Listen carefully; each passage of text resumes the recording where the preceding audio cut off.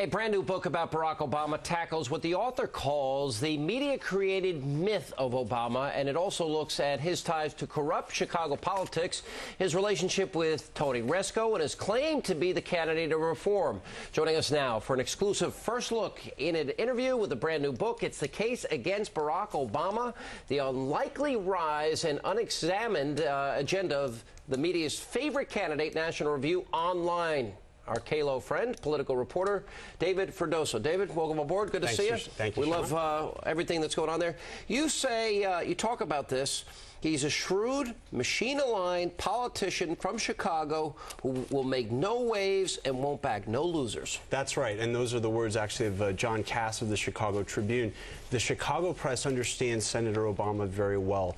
That the idea of him as a reformer is a great lie, that there isn't anything in his record that you can point to where he stood up, where he took a chance in order to support the cause of positive change. Yeah. Senator Obama has made the alliances he had to make to get ahead, and that included the Daily Machine. It included other politicians in Chicago. Right. It's included in Chicago, in Springfield, and in Washington, various endorsements and active support for the same kinds of corrupt systemic arrangements that we've all come to know in government. We talk about special interests. Senator Obama generally supports those arrangements. Is that why we see this pattern of political expediency and changing any position and saying whatever he needs to say to get elected? I think that's absolutely true. In fact, I go out of my way to make that case in the case against Barack Obama, right, that in many cases you do see Senator Obama taking a position based on expediency.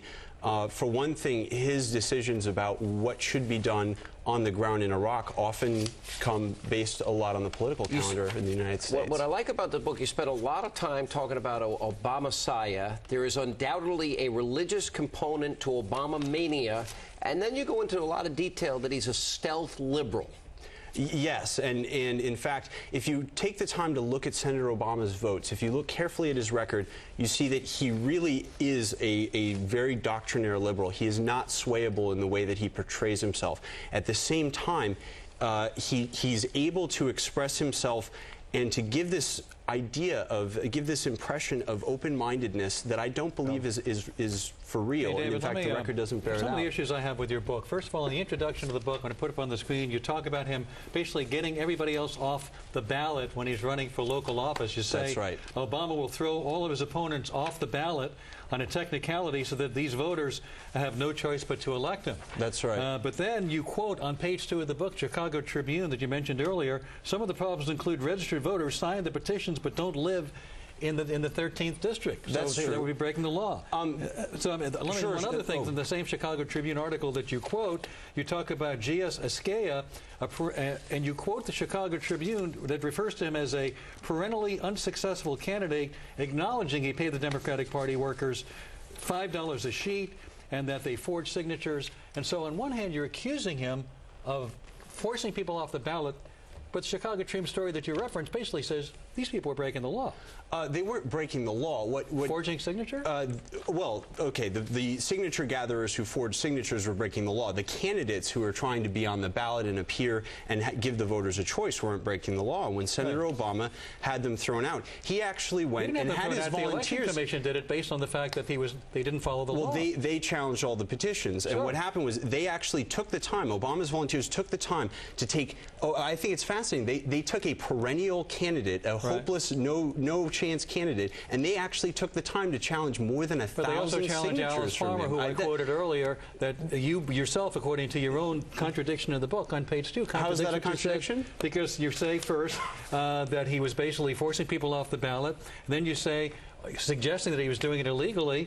I didn't suggest that he did it illegally, Alan, or underhandedly. And then you quoted that he was playing dirty politics. What I said was that the man who campaigns on hope and change and tries to make us less cynical about politics, Alan, is the same guy who won his first election by denying the voters a choice. It was perfectly legal. He had every right to do what he did. According to your own reporting, they didn't live in the district, these people. Some of them didn't. In some cases, there was a woman who signed the petition with her married name, but she was registered to vote in under her maiden name. Right. There were a lot of cases where people printed their name instead of signing it. There were a lot of different cases. The petitions may very well have been bad signatures. That's all true. Illegal. But if you read The Audacity of Hope by Senator Obama, he portrays this election as if he told people you should be less cynical about politics, and they loved his speech and they elected him. Anyway, we got to run, David. Thank you very much for being here tonight.